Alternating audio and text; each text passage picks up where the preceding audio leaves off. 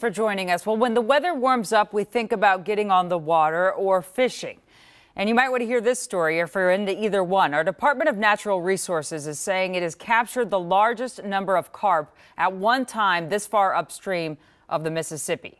And Sammer reports on why that's concerning and what the plan is now to address this.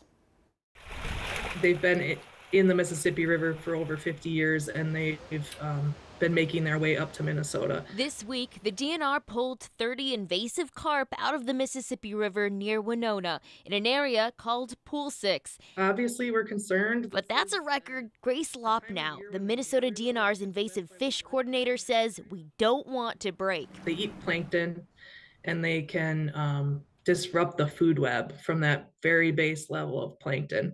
And when you do that, that can cause problems for native fish that are also competing for that food source.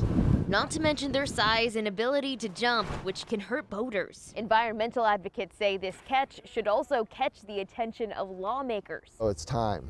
There's no doubt that this is the year, this is the legislative session to take action. Jeff Forster is the executive director of Minnesota Lakes and Rivers Advocates. He's in support of proposed legislation that would dedicate about $17 million to slow down the spread of the carp. No, I don't believe it's too late, but I do think there's considerable urgency. We should move quickly on this. Senate lawmakers heard testimony on that bill yesterday. It would concentrate efforts on deterring the fish at Lock and Dam 5, just upstream from this week's catch. Environmental advocates say it's the last place Minnesota can stop the carp from advancing. There is no plan B.